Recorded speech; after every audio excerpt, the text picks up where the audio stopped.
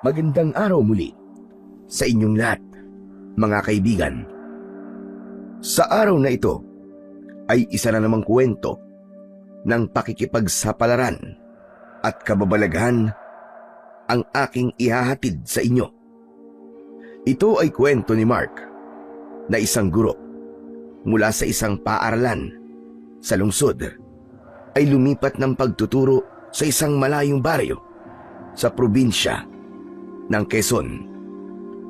Doon ay nakilala niya si Tanya, isang dalaga na kapwa niya guro sa paaralang pinaglipatan niya.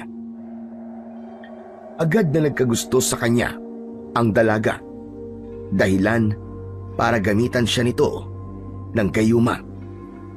Subalit may taong tumulong sa kanya upang hindi matuloy ang masamang balak ng dalaga sa binata.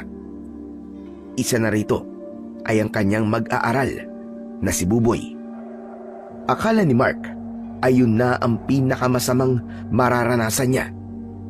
Subalit, yun lang pala ang simula ng mas masasakit na kapalaran niya dahil matutuklasan niya ang pagkatao ng dalaga. Paano niya haharapin ang mabibigat na pagsubok na darating sa kanya? Ano pa nga ba ang mas malalim na madidiskubre niya sa pagkatao ng dalaga na siyang lalong magpapatindi sa paghihirap ni Mark?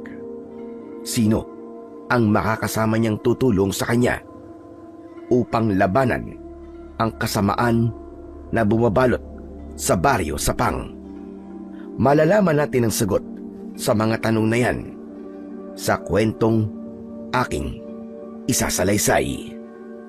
Ngunit bago ang lahat, mga idol, huwag po nating kalimutang mag-subscribe, mag-like at i-hit ang notification bell sa aking mga YouTube channel na The Voice Addict at Apong Isaak para mas marami pang makapigil hininga na kwentong aswang at katatakutan mula sa mundo ng kababalaghan.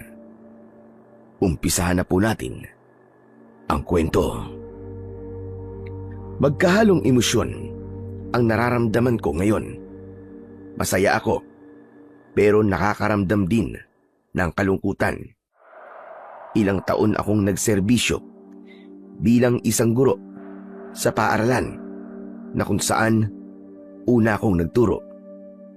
Subalit ngayon ay ito na ang sandaling kailangan ko nang umalis. Marami akong masasayang alaala sa bawat sulok ng silid na ito. Babaunin ko ang masasayang alaala na yon sa paglipat ko sa paaralang naghihintay sa akin.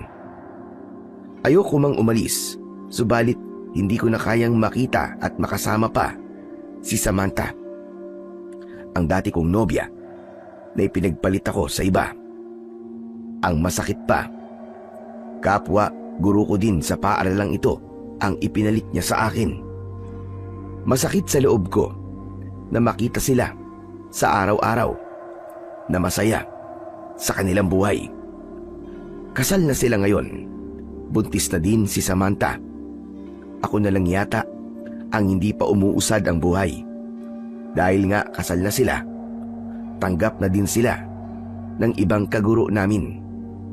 Nakalimutan na ng lahat ang pagtataksil na ginawa nilang dalawa sa akin. Kaya upang gamutin ang puso kong nasugatan, kinailangan kong magpakalayo-layo na lamang.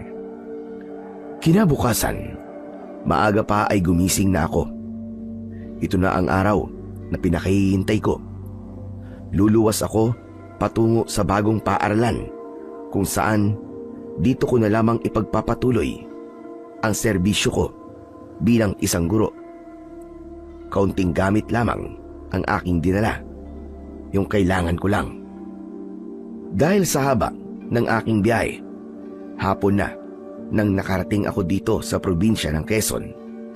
Dumiretso na ako sa paaralan, sa opisina ng eskwelahan. Kumatok ako sa pintuan. Tiyempo na may isang babaeng naroon sa loob ng opisina. Base sa kanyang suot na uniforme, isa siyang guro. Ngumiti ako at magalang na bumati. Magandang hapon po. Ako po si Mark, ang bago pong guro sa paaralang ito. Magandang hapon din naman. Maupo ka muna. Ikukuha lang kita sandali ng may inom. Tango at ngiti lamang ang naisagot ko, sapagkat nahihiya akong tumanggi sa alok niya. Isa pa, nauuhaw na din talaga ako. Habang kumukuha ng tubig ang babaeng guro, hindi ko maiwasang ilinga ang aking paningin sa paligid ng opisina. Ibang-iba ito sa dating paaralang pinagtuturuan ko. Maaliwalas ang paligid. May mga buhay na halamang nakalagay sa paso sa bawat kanto ng silid. Sobrang nakakagaan sa pakiramdam kung sila ay pagmamasdan. Ilang sandali pa, bumalik na ang babae. May dala itong isang basong tubig sa kanang kamay. Sa kaliwang kamay naman niya ay isang tuhog ng banana cue ang kanyang bitbit. Inilapag niya ang tubig sa mesang nasa harap ko. Samantalang ang banana cue ay inaabot niya diretsa sa akin. Oh, heto. Magmerienda ka muna. Mukhang napagod ka sa biyahe mo. Opo. Napakalayo ng lugar na to. Akala ko nga po aabutin na ako ng gabi sa daan eh. Sumabay pa ang traffic mula sa Laguna papunta dito sa probinsya. Ganun ba? Sa Laguna ka pala nagturo dati. Bakit naman naisipan mo lumipat dito sa Quezon? Nako, mahaba pong kwento. Matapos kong magsalita, banayad ng ngiti ang pinakawalan ng babaeng kausap ko. Doon ko biglang naalala na hindi ko pa pala natatanong man lang ang kanyang pangalan. Miss Maganda, ano nga palang pangalan mo? Pasensya ka na, nakalimutan kong itanong kagad kanina. Dahil siguro sa gutom at pagod sa biyahe, kaya hindi ko kagad naalala. Wala pa ako sa wisyo. Banayad siyang ngumiti. Para bang kinikilig siya sa pagtawag ko sa kanya ng Miss Maganda. Sinasadya ko yon upang maging magaan ang unang araw ko sa nilipatan kong paaralan. Tanya. Tanya ang pangalan ko. Saka, pwede bang wag ka na mangunupo sa akin? Mukhang magkaedad lang naman tayo eh. Halos mabulunan ako sa sinabing yun ni Tanya. Kasi, hindi mahahalata na mukha kaming magkaedad. Hindi naman sa pagbubuhat ng sariling bangko. Kahit paano, alam ko sa sarili ko na magandang lalaki ako. Pero ang babaeng kaharap ko, hindi ko aakalaing guro siya kung hindi siya naka-uniform. Maitim ang balat niya. Hindi pantay-pantay ang ngipin. Kung titignan, ay para bang napabayaan ang kanyang panlabas na itsura. Pero dahil na rin sa pagpapakita ng kagandahang asal, naging magiliw ang pakikitungo ko sa kanya. Tama ka. Mukhang magkasing edad nga lang tayo, Miss Tanya. Itatanong ko pala kung nandyan na ba si Sir Edmond? Si Sir Principal? Oo, siya nga. Andyan ba siya? Nako, wala siya. Nasa seminar siya ngayon. Kaya nga, ibinili niya sa akin na asikasuhin kita pag dumating ka. Pero bukas, ay papasok na ulit yun. Nang sandaling yon, nag-alala na ako kung saan ako tutuloy ng gabing yon. Wala kasi akong bahay na matutuluyan. Parang nahulaan naman ni Tanya ang iniisip ko. Kaya naman siya na mismo ang nagtanong sa akin. Sandali lang, Mark. May matutuluyan ka na ba dito? Yun nga, wala pa eh. Bala ko kasi kay Sir Edmund muna ako tutuloy ng isang gabi, tapos bukas na lang ako hahanap ng matutuluyan ko. Kung gusto mo, pwede ka namang tumuloy muna sa bahay ng tiyahin ko. Naku, nakakahiya naman sa inyo. Huwag kang mag-alala. Walang nakatira sa bahay na yon. Nasa abroad ang tiyahin ko. Kasama niya ang asawa at mga anak niya. Kaya wala talagang nakatira sa bahay na yon. Sigurado ka ba? Ayos lang talaga na tumuloy muna ako doon pansamantala? Oo. Saka, yung bahay na yon, ang tinuluyan din ng dating guro na pinilitan mo. Kung ganun ngayon pa lang, nagpapasalamat na ako sa'yo. Naku, wala yun. Bagong salta ka sa baryong ito. Kaya wala ka pang kilala. Mahirap para sa'yo ang makahanap kagad na matutuluyan. Salamat ulit, Miss Tanya. Tanya na lang. Masyado namang formal kapag may Miss Tanya pa sa unahan. Salamat, Tanya. O yan, mas okay pakinggan, hindi ba? Dahil sa kabaitang ipinakita sa akin ni Tanya, nakaramdam ako ng hiya sa sarili ko. Kanina lamang ay nilalait ko siya sa aking isipan. Pero mabait pala siya. Doon ko napatunayan na hindi talaga basehan ang anyo ng isang tao. Ganda ng kalooban pa din ang mangingibabaw. Matapos ang huling klase ni Tanya, magkasabay na kaming lumakad pa uwi sa bahay niya.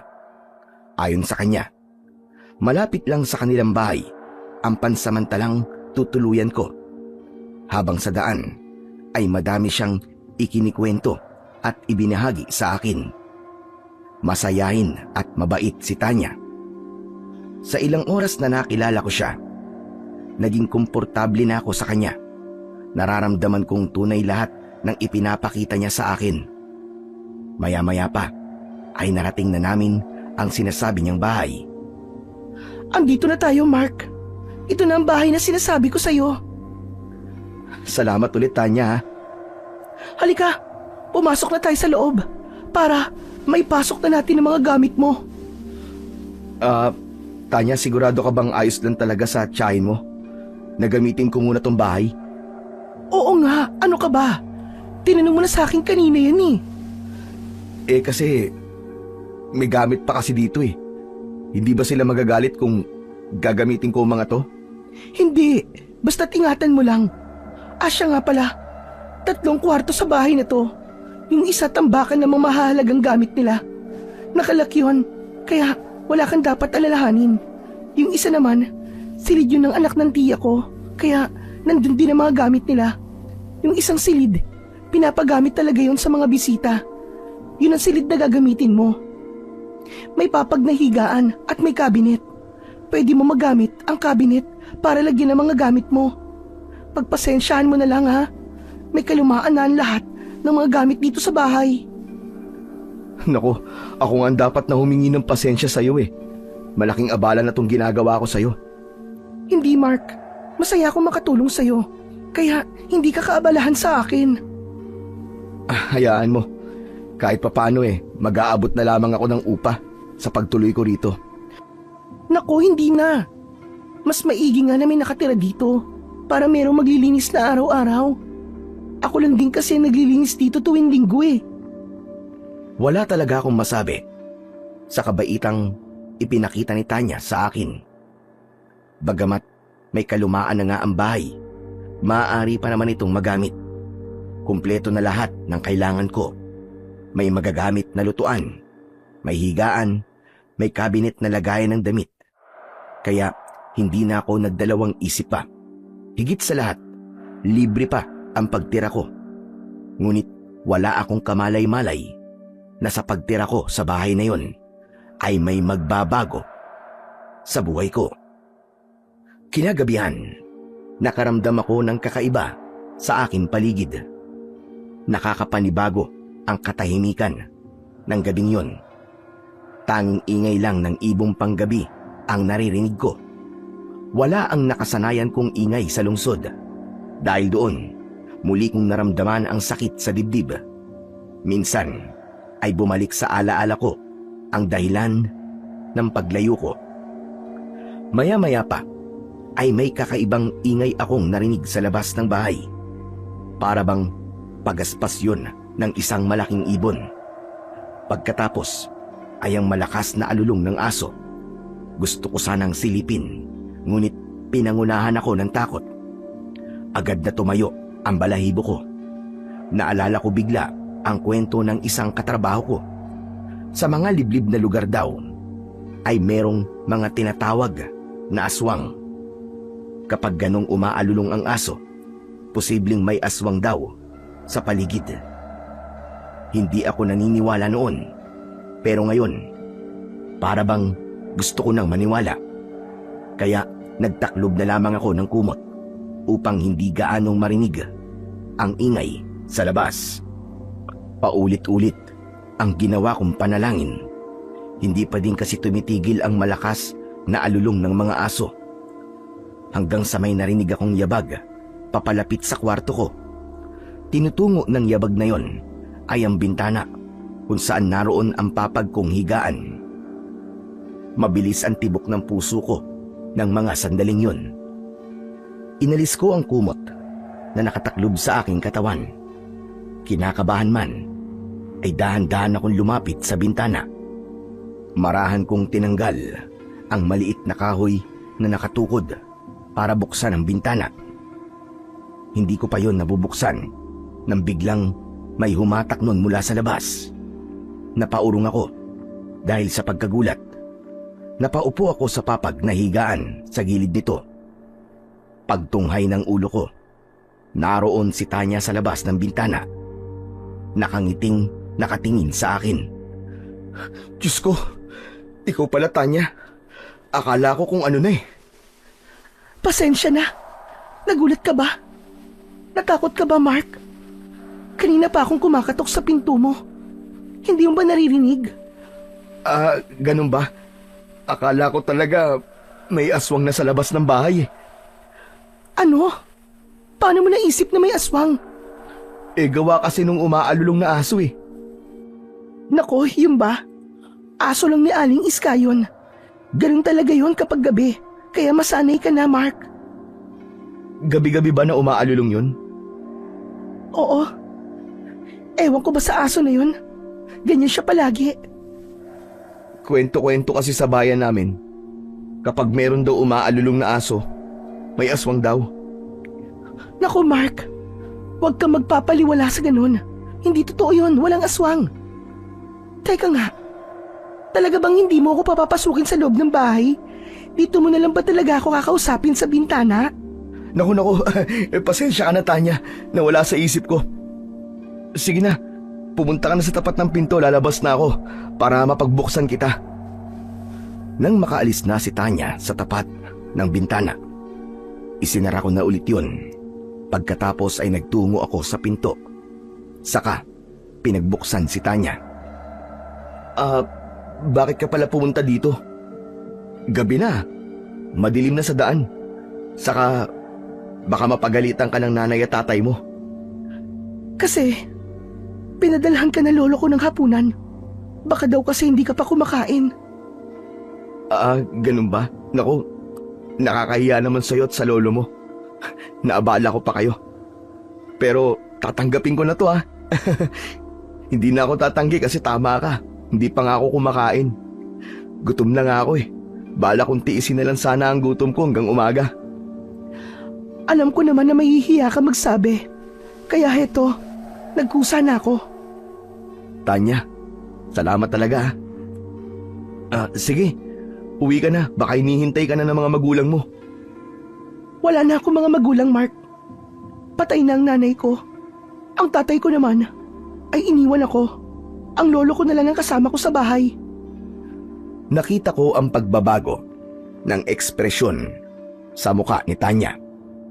Naramdaman ko ang sakit ng damdamin niya. Pasensya ka na ha. Hindi ko alam. Okay lang yun. Tanggap ko na wala na akong magulang. Kaya, huwag mo nang alalahanin yun. Siya nga pala. Ito na yung pagkain na pinapadala ni Lolo.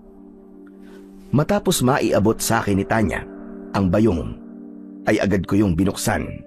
Tumambad sa akin ang adobong atay at kanin. Mukhang masarap yon sa aking paningin, kaya hindi na ako nagpatumpik-tumpik pa. Nilantakan ko ang pagkaing dala ni Tanya. Tanya, halika. Saluhan mo ako. Ang dami nitong dala mo eh. Naku, hindi na. Tapos na akong kumain. Pero ang dami nito.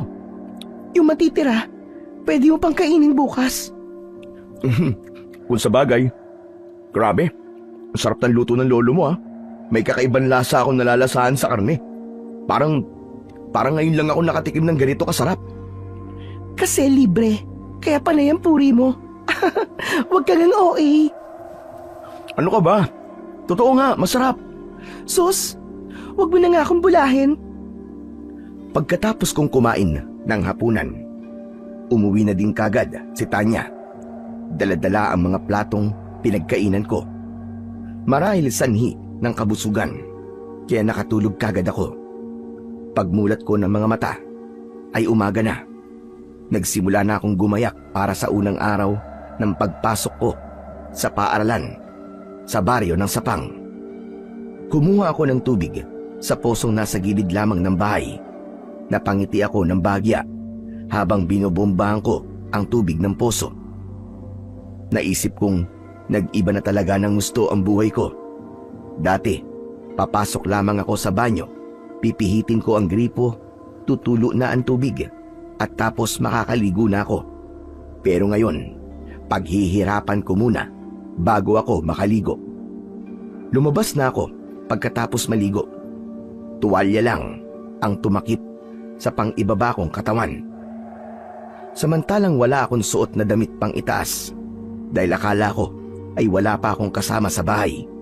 Ngunit laking gulat ko nang pagbukas ko ng banyo. Naroon na si Tanya sa gilid ng papag na higaan ko. Nakangiti siya sa akin habang nakatitig sa hubad kong katawan. Nakaramdam ako ng hiya. Naku Tanya, nandito ka pala, sorry. Ang aga mo naman yata. Saka, paano ka nakapasok dito sa bahay?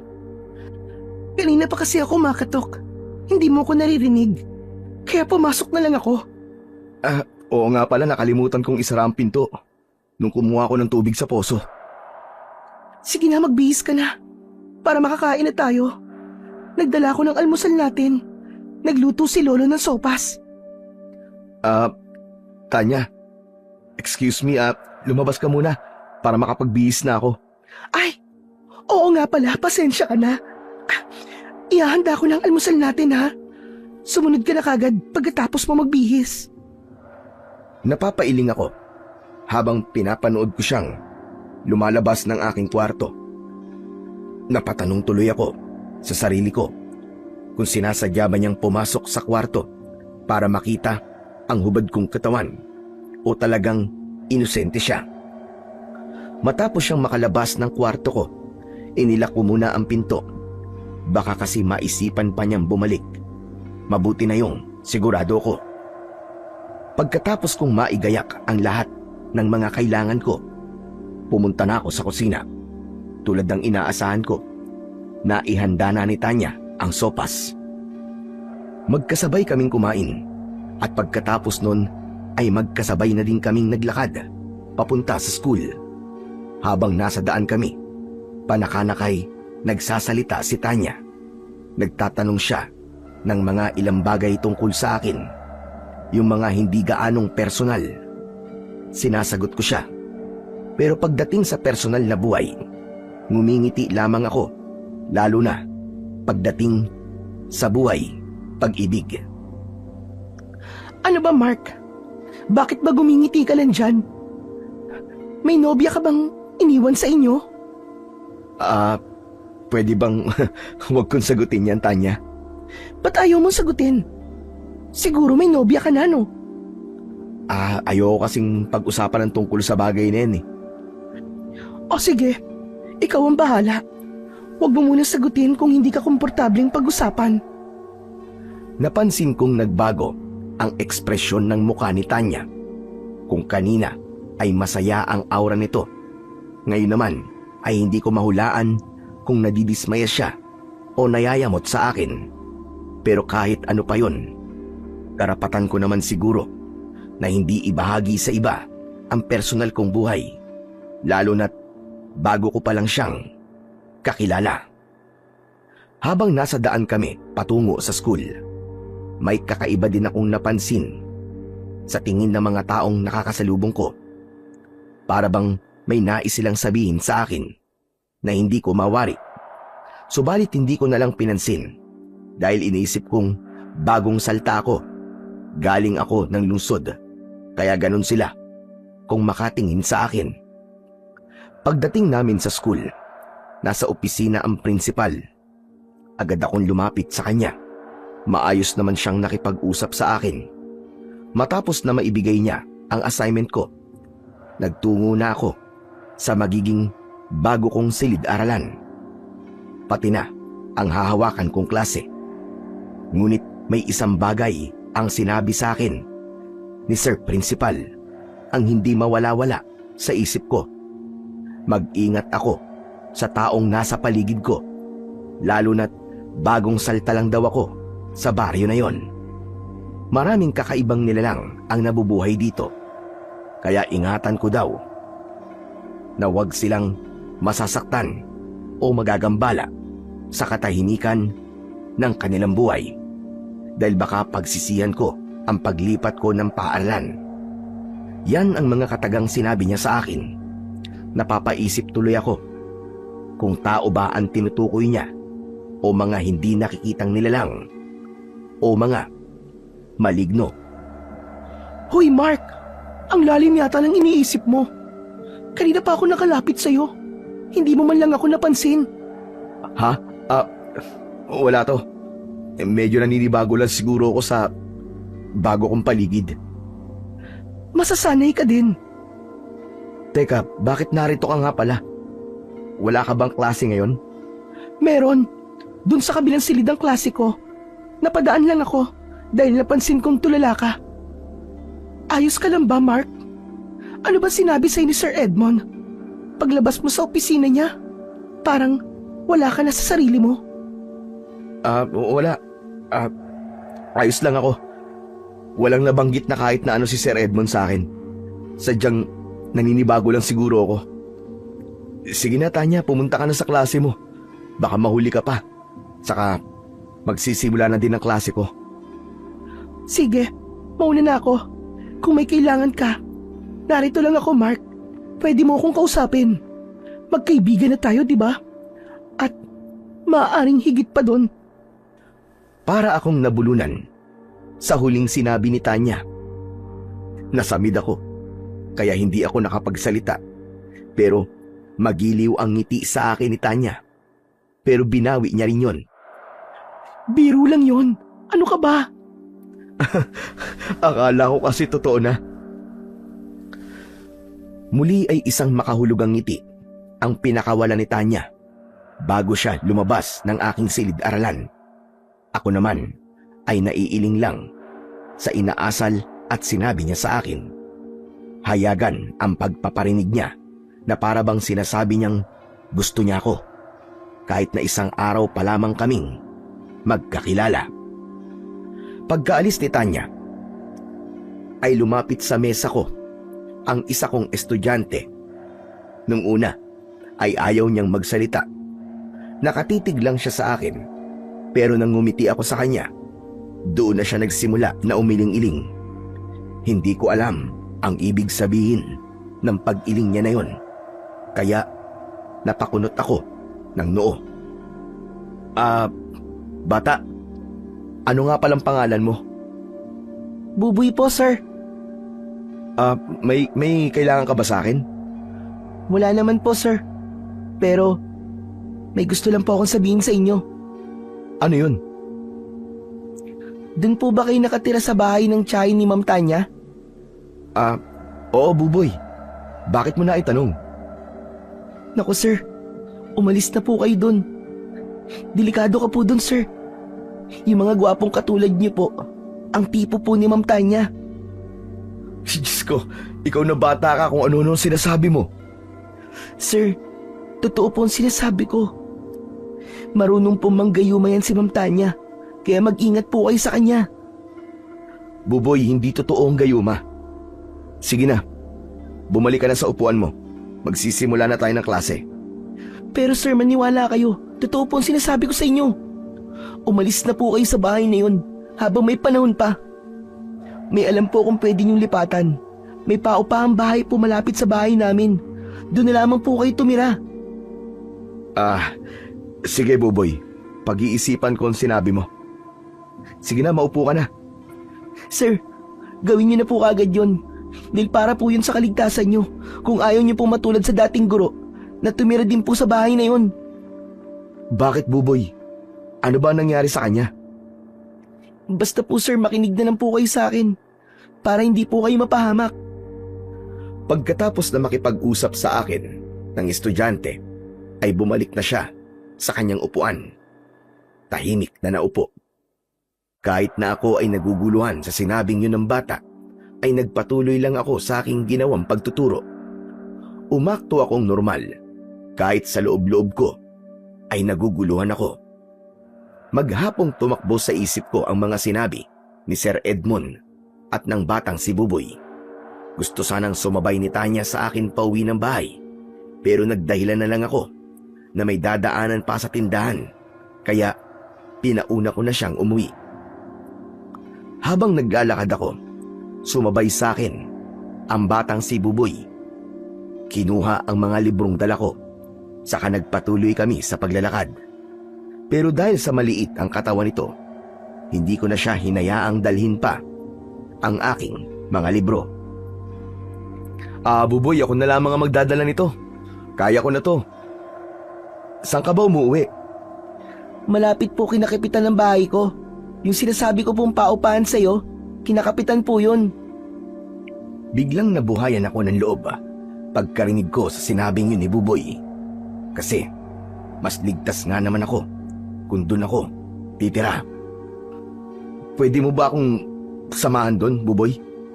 Opo, pwede po sir. Ilang sandali pa ay narating na namin ni Buboy ang sinasabi niyang bahay ni Kapitan. Tao po, Kapitan? Tao po, nandiyan po ba kayo? Tao po! Makalipas ang ilang ulit na pagtawag ni Buboy kay Kapitan, lumabas ang isang lalaki. Sa aking tansya ay nasa edad 50 ito. Nakangiti kami na hinarap ni Kapitan. Oh, Buboy, ikaw pala. Ano sadya mo? Saka, sino ba itong kasama mo? Siya po si Sir Mark. Yung bagong teacher po dito sa baryo natin. Naghahanap po siya ng matutuluyan eh. Nabanggit ko po sa kanya na meron po kayong pinapaupahan. Kaya nandito po kami. Sige. Pumasok muna kayo dito sa loob ng bahay ko. Dito natin ituloy ang pag-uusap. Nakakaramdam man ako ng hiya. Pinaunlakan ko na din ang paanyaya ni Kapitan.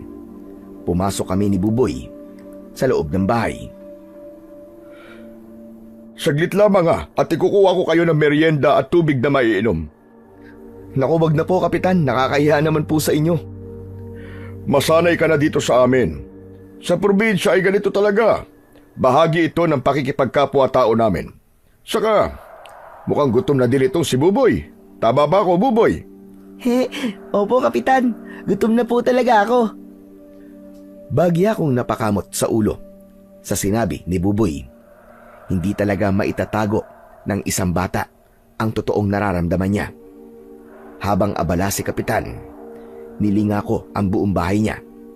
Simple lang ito at walang masyadong gamit. Payak na pamumuhay, hindi gaya sa lungsod. Hanggang sa mapagawi ang tingin ko sa maliit na boteng nakapatong sa pinakasentro ng lamesa sa salas. Tumayo ako, saka kinuha ko ang nasabing bote. Pinagmasdan ko ang laman nun. Dala ng aking kuryosidad. Tiyempo naman na bumalik na si Kapitan, kaya muli kong ibinalik ang bote sa dati nitong kinalalagyan. Buboy, Sir Mark, magmerienda muna kayo. Salamat po, Kapitan.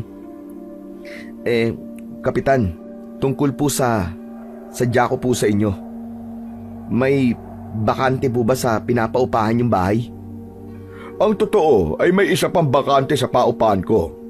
Ayoko sanang paupahan mo na yun dahil may kalumaan na yun. Ipapaayos ko sana. Pero kung kailangan nyo na matutuluyan, pwede kong ipagamit yun sa inyo. Bigyan nyo na lamang ako ng hanggang Linggo upang mapaayos ko ang bubong. Tumutulo na kasi yun dahil sa sunod-sunod na bagyo.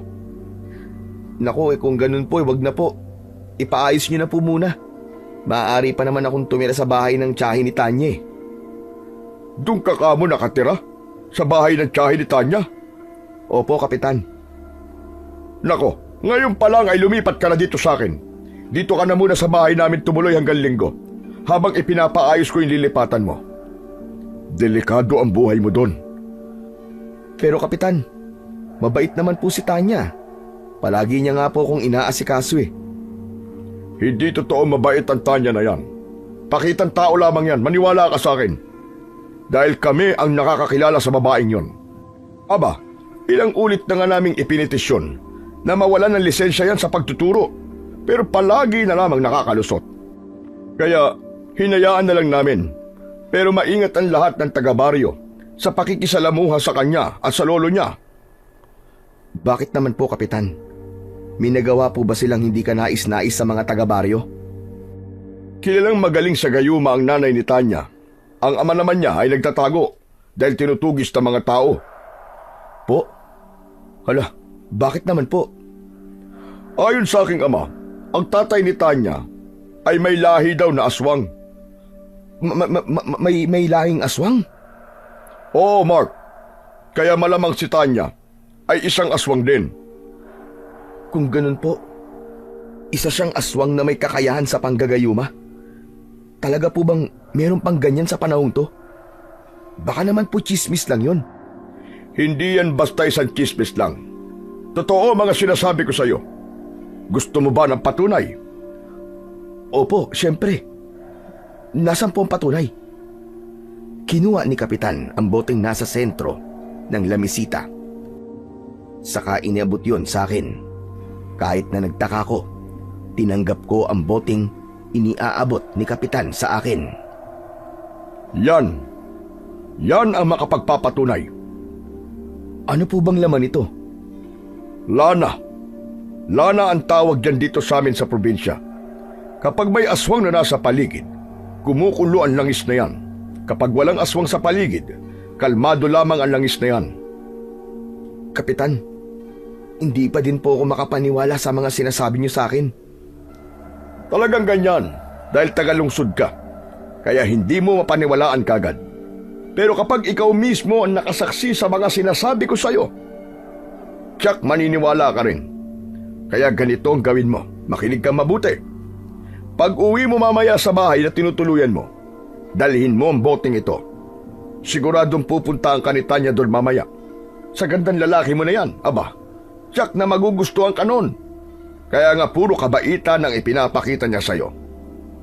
Kausapin mo siya. Magpaalam ka sa kanya. Nalilipat ka na ng bahay. Ano pong pwede kong idahilan sa kanya? Na hindi niya po mahahalata na umiiwas po ako sa kanya. Nako, matalino ang babaeng yon. Kaya kahit ano pang idahilan mo, malalaman niya na umiiwas ka na sa kanya. Kaya sabihin mo na lang sa kanya na ako may gusto na dito ka na muna tumuloy sa bahay ko.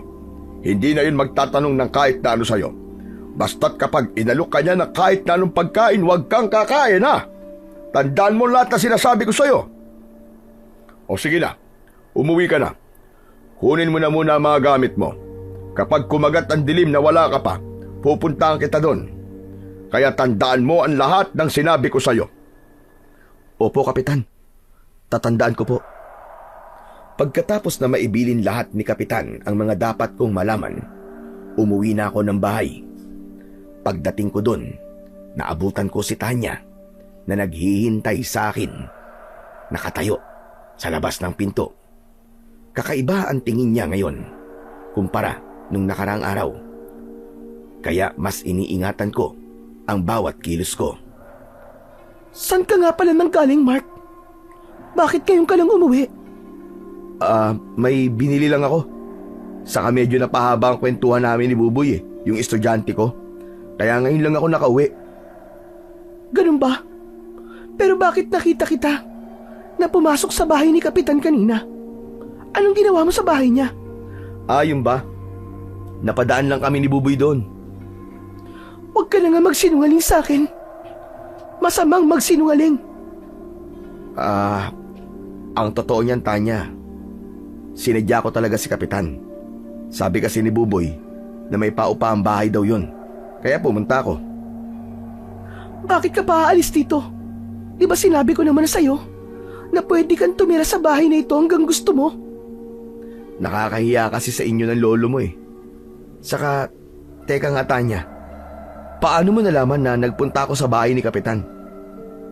Sinusundan mo ba ako? Hindi. Napadaan lang din ako doon. Dahil meron akong pinuntahang malapit sa bahay niya. Biglang nagbago ang anyo ni Tanya ng mga oras na yon. Naging nakakatakot at matalim ang kanyang mga tingin. Nawala ang magiliw na aura nito. Dahilan para makaramdam ako ng pagkabahala. Doon ko naalala ang lana na ipinadala ni Kapitan. Bahagya kong sinilip yun sa loob ng dala kong bag. Nagkunwari lamang akong may kukunin sa aking bag upang hindi makahalata si Tanya.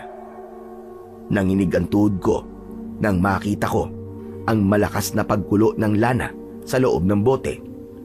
Doon ko napatunayan na totoo nga ang sinabi ni Kapitan. Kaya mula sa oras na yon, naging maingat ako sa lahat ng sasabihin at gagawin ko sa harap ni Tanya. Hindi mo ba ako papapasukin sa loob ng bahay? Ha? Sige, pasok ka. Binuksan ko ang pinto. Saka pinauna ko siyang makapasok doon. Sumunod naman ako sa kanya. May dala pala akong hapunan. Ihahanda ko lang para makakain na tayo. Salamat na lang Tanya. Busog pa ako eh. Pinakain din kasi ako ng Kapitan sa bahay nila. Umuwi lang talaga ako para magpaalam sa'yo. Saka para kunin na mga gamit ko. Talaga palang nakapagdesisyon ka na. Akala ko pa naman magkakaroon na ako ng kaibigan. Pero wala din pala. Iiwan din pala ako. Ano ka ba Tanya? Pwede pa rin naman tayong maging magkaibigan kahit hindi na ako dito nakatira. Magkikita pa rin tayo sa school araw-araw, di ba? Pero iba pa din pag dito ka nakatira. Walang pinagkaiba yun, Tanya. Nasa iisang baryo lang naman tayo. Meron, Mark. Dahil sigurado ko na siniraan na ako sa'yo ni Kapitan. Pinaniwala ka nila sa mga kasinungalingan nila. Kaya nga aalis ka na dito, di ba? Aalis ako dito sa bahay na to dahil hindi ako komportable, Tanya. Hindi dahil sa kung anong iniisip mo. Kung ganon, kainin mo muna itong dinala kong pagkain para sa'yo. Papayagan lamang kitang umalis kung mauubos mo na lahat ng pagkain ito. Pero busog pa nga ako eh. Kaya paano ako makakakain ng mga yan? Kung ganon, hindi ako papayag na umalis ka dito. Mas lalong nandilim ang anyo ni Tanya ng mga oras na yon. Nakakatakot siya kung tumingin. Para bang kaya niya akong lamunin ng buhay. Pinangunahan ako ng matinding takot ng mga sandaling yon. Lalo na't nakumpirma ko na isa nga siyang aswang. Tama ang sinabi sa akin ni Kapitan. Dala ng takot ay pikit mata kong kinain ang dala niyang pagkain. Wala akong itinira. Matapos akong kumain, wala na akong naalala sa mga sumunod na naganap. Nagising akong nasa papag na higaan. Naroon ako sa tabi ni Buboy at nandun din si Kapitan. Niyugyog ang buong katawan ko. Baka sa mukha nila ang labis na pag-aalala. Salamat sa Diyos at nagising ka na, Mark. Kapitan, ano pong nangyari? Naabutan ka namin ni Buboy na nakahandusay sa sahig. Wala kang malay. May masamang balak sa'yo ang Tanya na yon. Buti na pigilan ko siya. Pinalo ko siya ng malaking bato sa ulo. Kaya nawalan siya ng malay. Pagkatapos ay itinali namin siya. Ayun, nandun siya sa salas ng bahay ngayon. Kaya kailangan na natin magmadali. Inumin mo na ang dala kong langis. Pinaghalong lana, bawang at tubig na pinagbabara ng aking medalyon. Baka katulong ito para isuka mo lahat ng kinain mo. Ubusin mo na ito bago pa siya muling magising. Bagamat nakakaramdam ako ng panghihina, bumangon pa rin ako. Kinuha at ininom ko ang ibinigay na panlunas ni Kapitan. Matapos yon, nakaramdam ako ng kakaiba sa akin sikmura. Para bang may kung anong naglalaban sa loob ng tiyan ko. Kasunod nun ay ang matinding sakit. Halos mapasigaw ako sa sakit ng tiyan. Nang hindi ko na makayanan, bumaba ako sa papag na higaan at saka lumuhod habang nakatuon ang 2 siko sa papag. Ilang sandali pa, sumuka ako ng sumuka. Napakadami. Lahat yata ng kinain ko ay isinuka ko na. Matapos nun, ay lumabas mula sa bibig ko ang itim na usok. Napakabaho ng usok na yon. Yan, ganyan nga Mark. Ilabas mo masamang elementong ipinasok ni Tanya sa katawan mo. Umiikot na ang pakiramdam ko habang patuloy na sumusuka. Yun ang unang beses na nakaranas ako ng ganito. Kakaiba talaga ang pakiramdam. Para bang nais mawala ng malay tao ko ng mga sandaling yun. Pero pilit na lumalaban ang isip ko. Pilit akong nagpapakatatag. Ilang sandali pa, nawala na ang maitim na usok na lumalabas sa bibig ko. Kaya napapaupo na ako sa sahig. Dala ng panghihina. Kapitan, tulungan niyo po ako. Gusto ko na pong makaalis sa lugar na to. Sige, huwag ka mag-alala. Akong bahala sa'yo, Mark. Ilagay mo sa magkabila ang balikat ko 2 braso mo. Bubuhatin kita. Nang akmang aalis na kami, siya nang pasok ni Tanya. Hindi ko alam kung paano siyang nakawala sa pagkakatali na sinabi ni Kapitan. Nakakatakot ang anyo nito. Baka sa kanyang muka ang labis na galit. Saan kayo pupunta, Kapitan? Ibaba niyo si Mark dahil sa akin siya. Nababaliw ka na, Tanya. Hindi mo siya pag-aari. Kaya pabayaan mo na siya. Gusto ko siya, Kapitan. Unang kita ko pa lang sa kanya. Nagustuhan ko na siya. Pero hindi kanya gusto. Huwag niyo na po siyang pangunahan, Kapitan. Hindi kayo sigurado sa bagay na yan. Ginamitan mo siya ng gayuma, Tanya. Sabihin kong oo. May magagawa ba kayo, Kapitan? Meron. Dahil ililigtas ko siya sa epekto ng gayuma mo. Sige, Kapitan. Yun ay kung kaya nyo. Isama niyo na siya ngayon. Dahil bukas, sigurado akong babalik din siya dito. Hindi mangyayari yun. Dahil ililigtas ko siya sa kasamaan mo. Kung wala akong nagawa noon para tulungan si Norman, laban sa naging kalokohan mo, hindi na ako papayag ngayon. Hindi mapapahamak sa mga kamay mo si Mark. Tignan natin kung kaya mo talaga, Kapitan. Mark, huwag ka sumama kay Kapitan. Dito ka lang sa bahay na to.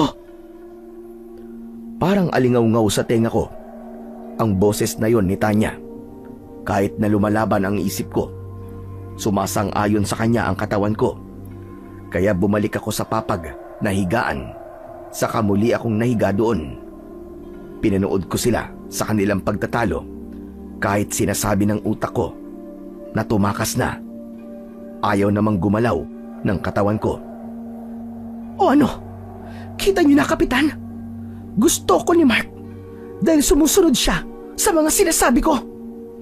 Hindi ka talaga titigil sa kasamaan mo, hayop ka!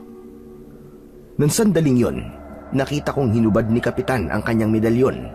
Saka itinutok yun kay Tanya. Akmang gagamitin na sana yun ni Kapitan nang biglang dumating ang isang matandang lalaki. Malakas siyang sumigaw, sanhi para mapatigil si Kapitan sa gagawin niya. Nanatiling nakamasid lamang ako sa mga pangyayaring ito habang nasa tabi ko ang estudyante kong si Buboy. Huwag mong ituloy ang Kapitan! Huwag mong saktan ang apo ko! Lolo Gabo, ayokong saktan ang apo nyo, pero lumalabis na siya sa kanyang ginagawa. Alam ko, Kapitan, kaya hayaan mong ako ang magparusa sa apo ko. Hindi rin ako makapapayag na may mapahamak na naman ng dahil sa kanya. Dahil sa mga sinabi ni Lolo Gabo, nakita kong ibinaba ni Kapitan ang kanyang medalyon. Muli niyang isinuot yon sa kanyang leeg. Ang sumunod na pangyayari ang gumising muli sa kamalayan ko. Hiniklas ng matandang lalaki ang suot na kwintas ni Tanya. Saka sinira ang bilog na pendant ng nasabing kwintas. Nang mabasag na ang kwintas, doon lamang bumalik ako sa akin sarili. Halos maiyak si Tanya sa sobrang galit. Bakit? Bakit po niyo ginawa yun, Lolo? Ayaw niyo po ba akong sumaya? Gusto ko po si Mart. Gustong-gusto ko siya. Pero mali ang ginagawa mo, Apo. Ilang ulit na kitang pinigilan, pero hindi ka nakikinig sa akin. Dahil lagi ka pong kontra sa gusto ko. Para sa inyo, palagi akong mali. Apo, makinig ka sa akin. Dahil para rin ito sa'yo. Para sa ikabubuti mo. Hindi, Lolo. Ayaw mo akong maging masaya. Kaya magsama-sama na kayo, mga pakialamero! Pagkatapos nun, ay sumigaw ng napakalakas si Tanya. Dahilan para magkagulo ang lahat ng ibon sa labas ng bahay. Hanggang unti-unting nagbago ang boses niya. Lumalim yun, para bang nanggagaling sa loob ng kuweba. Lumabas ang mahahabang mga kuko. Tumalim ang mga mata. Saka, naging maitim ang balat sa buong katawan. Hindi yan maaari, Apo ko. Mapapahamak ka, Tanya! Kayo ang may kasalanan kung bakit hindi ko kayang pigilan ang totoong nananalitay sa dugo ko. Maging ang galit na nararamdaman ko sa inyong lahat! Hindi ako makapaniwala sa nasasaksiyan kong yun. Totoo nga na may aswang. Hindi ko inakala na sa ilang araw ko pa lang sa probinsya na yon, nakakakita na ako kagad ng totoong aswang. Nakakatakot at nakakapanindig balahibo. Lalo na nung ibinaling niya muli sa akin ang kanyang paningin. Kung hindi ka magiging akin, hindi ka na din makakalis sa lugar na ito. Ang puso mo ang magiging pagkain ko, Mark. Katulad ng ginawa ko kay Norman. Kung ganon, totoo nga na ikaw ang pumatay kay Norman, ang dating guro na tumira din sa bahay na ito. Oo, ako nga. Kaya kong gawin yun uli kay Mark. Kung hindi siya magiging sa akin. Nababaliw ka na, Tanya. Hindi ako papayag na may mamatay pa muli nang dahil sa kasamaan mo. Ang mga sumunod na pangyayari ang mas lalong nagpatindi sa kaba at takot ko. Dahil habang hinuhubad ni Kapitan ang kanyang medalyon, mabilis na lumapit si Tanya. Halos lumipad na siya sa bilis ng kanyang galaw. Tinangka niyang dukutin ang puso ni Kapitan gamit ang kanyang matutulis na kuko. Subalit mabilis ang naging pagkilos ni Lolo Gabo. Iniharang niya ang kanyang sarili sa katawan ni Kapitan. Dahil doon, siya ang tinamaan ng mahahabang kuko ni Tanya. Tumama yon sa dibdib ng kanyang lolo. Diretso sa kanyang puso. Lahat kami na naroroon ay labis ang pagkabigla at takot. Maging si Tanya, nabigla din sa kanyang nagawa. Bago tuluyang bumagsak sa sahig si Lolo Gabo, nasalo siya ng mga kamay ni Tanya. Saka bumalik siya sa pagiging anyong tao. Lolo, bakit niyo po ito ginawa? Bakit niyo po iniharang ang sarili niyo? Bakit niyo siya iniligtas? Dahil gusto kong magbago ka na, Apo. Gusto kong makita mong mali ang lahat na ginagawa mo. Dahil kahit na ano pa ang anyo mo, Apo, kung yung kabutihan ng puso mo ang pinahiral mo, magugustuhan ka din ng lalaking nanaisin mo. Hindi mo kailangang ipilit ang sarili mo. Hindi totoo yan. Dahil walang sino man na magkakagusto sa pangit na kagaya ko. Kaya nga ako iniwan ng dating lalaking minahal ko, di ba? Hindi lahat ng lalaki katulad ni Mando, Apo. Magbago ka na, Apo ko. Kung kapalit ng pagbabago mo ay ang buhay ko, malugod ko itong tatanggapin. Habang nasa ganoong kalagayan, sina Lolo Gabo at Tanya, sinamantala namin ni na Kapitan at Buboy ang pagkakataon. Dahan-dahan kaming lumakad palabas ng pintuan hanggang sa tuluyan na kaming makatakas. Mula sa bahay ni Kapitan, dinig na dinig namin ang malakas na sigaw ng pagtangis ni Tanya. Kaya naisip kong marahil ay binawian na ng buhay si Lolo Gabo. Nag-aalala man ako pero pinilit kong payapain ang aking kalooban. Ngayong ko labis na pinagsisisihan ang paglipat ko sa paaralang yun. Ngunit wala na akong magagawa pa para ibalik ang nakaraan. Narito na ako. Inakala ko noon nang nangyari sa amin ni Samantha ang pinakamasakit na karanasan ko. Subalit hindi pa pala. Dahil ang nararanasan ko ngayon, ang pinakamasakit na pinagdaanan ko. Gustuhin ko mang takasan ang pangyayaring ito sa buhay ko. Pero huli na. Baka pag umalis ako sa lugar na ito, sundan ako ni Tanya. Lalo na ngayong wala na ang lolo niya. Siyak na kami ni Kapitan ang sisisihin niya. Kahit siya naman talaga ang unang nagkasala sa amin. Kaya ang dapat kong gawin ngayon, tulungan ko si Kapitan na madakip ang aswang na si Tanya upang hindi na madagdagan pa ang mga magiging biktima niya para maipagpatuloy ko na rin ang aking buhay. Dahil sa labis na pagkabalisa, hindi ko na malayan na nakalapit na pala sa akin si Kapitan. Kanina pa pala siya nakamasid sa akin habang nakatanaw ako sa kawalan. O Mark, magkape ka muna. Eto, ipinagtimpla kita. Tiyak na hindi ka din makakatulog dahil sa mga nangyari kanina. Salamat po, Kapitan. Salamat po sa lahat ng ginawa niyo para sa akin. Malaki po ang utang na loob ko sa inyo. Kung hindi po dahil sa inyo, baka napahamak na po ako sa kamay ni Tanya. Ang lolo ni Tanya, napakabait na tao nun. Palagi siyang nagpapayo ng kabutihan sa kanyang apo. Kaya nga kahit papano, nakikinig si Tanya sa kanya. Kaya nga siya pinag-aral ng lolo niya para mabago ang takbo ng buhay niya, para mawala ang masasamang imahe na nakadikit sa mga magulang niya. Subalit kahit ganon, nanaig pa din kay Tanya ang dugong nananalaytay sa kanya. Nangibabaw pa din ang dugong aswang ng kanyang ama. At ganon din naman ang pagiging magaling sa gayuma mula sa kanyang ina. Kapitan, ano na po kaya ang mangyayari kay Tanya? Ngayong wala na po ang lolo niya. Wala na pong gagabay sa kanya para maging mabuting tao. Siguro maghintay na lang tayo kung tuluyan ba siyang magiging masama o kaya ay maiisipan niyang magbago na. Dahil sa kanya, nawala ang lolo niya. Naniniwala po ako na may kabutihan pa rin po sa puso niya. Ang kailangan niya lang ay atensyon at pagmamahal. Hindi po siya masama dati, di po ba?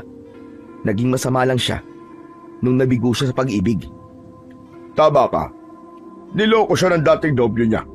Ipinagpalit siya sa iba. Kaya mula noon, bawat lalaking magustuhan niya, ginagamitan na niya ng gayuma. Kung ganun, may pagkakataon pa pong mabago po ang buhay niya. Ngunit paano ang pagiging dugong aswang niya? Sige nga. Kapitan, sa mahabang panahon, hindi siya nanakit ng tao, di po ba? Kahit naswang siya, hindi siya pumatay ng tao. Maliban po kay Norman, yung teacher na pinalitan ko. Yung dating tumira din sa bahay ng tiyahin niya. Oo, tama ka. Sana lang po ay may pagkakataon pa para mabuhay siya ng normal, katulad sa mga normal na tao. Bibigyan ko siya ng pagkakataon. Huwag lang niyang sasaktan isa man sa nasasakupan ko. Dahil kapag nangyari yon, hindi talaga ako magdadalawang isip na patayin siya.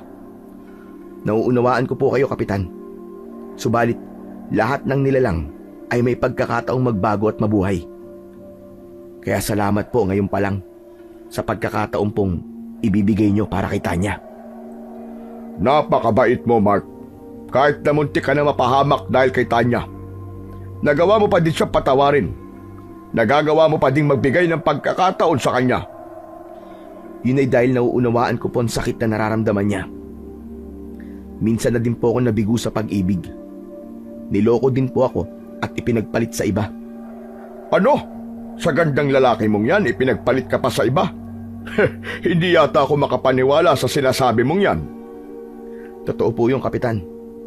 Kaya nga, gusto ko pong tulungan sana si Tanya.